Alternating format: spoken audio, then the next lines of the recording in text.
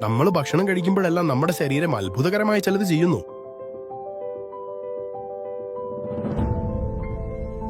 ആമാശയത്തിനുള്ളിൽ വെച്ച് ഭക്ഷണം വിഘടിക്കപ്പെടുന്നു. ചെറിയ പഞ്ചസാര തരികൾ രക്തത്തിലേക്ക് ഒഴുകുന്നു. ആ പഞ്ചസാരയെ നമ്മുടെ കോശങ്ങളിലേക്ക് എത്തിക്കാൻ പാൻക്രിയാസ് ഇൻസുലിൻ പുറപ്പെടുവിക്കുന്നു.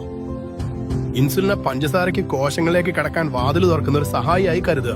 അവിടെ അത് ഊർജ്ജമായി മാറ്റപ്പെടുന്നു. എന്നാൽ ആധുനിക ഭക്ഷണം വേഗത്തിലാ വരുന്നത്, വളരെ വേഗത്തില്. പഞ്ചസാര കൊതിച്ചു വരുമ്പോ ഇൻസുലിനും വേഗത്തിൽ പ്രവർത്തിക്കേണ്ടി വന്നു. കാലക്രമേണ കോശങ്ങൾ തന്നിരുന്നു. അവ ഇൻസുലിനോട് ശരിയായി പ്രതികരിക്കാതാടുന്നു. കോശങ്ങളുടെ വാതിലുകൾ സാവധാനത്തിലാവും.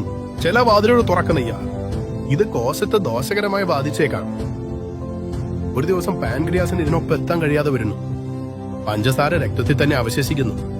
ഈ സമയത്താണ് പ്രമേഹം പ്രത്യക്ഷപ്പെടുന്നത്. പ്രശ്നമുണ്ടാകുന്നതുവരെ നമ്മൾ കാത്തിരിക്കണോ, അതോ പ്രതിരോധത്തിന് സഹായിക്കുന്ന ഒരു നിത്യസഹായിയെ തെരഞ്ഞെടുക്കണോ? ഐകോഫി നിർമ്മിച്ചിരിക്കുന്നത് സലാസിയ ഉപയോഗിച്ചാണ്. ആരോഗ്യകരമായ ഉപാപചയ പ്രവർത്തനങ്ങളെ സഹായിക്കുന്ന ഒരു ആയുർവേദ സസ്യമാണിത്. പഞ്ചസാര സാവധാനം ഉയരുമ്പോൾ ഇൻസുലിൻ പരിഭ്രമിക്കേണ്ടതില്ല.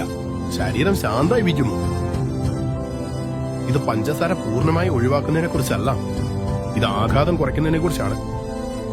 പ്രശ്നങ്ങൾ ഒഴിവാക്കാനായില്ല, തിരിച്ചു പോരാടാനുള്ള മനസ്സ് നമുക്കുണ്ടോ എന്നതാണ് പ്രധാനം.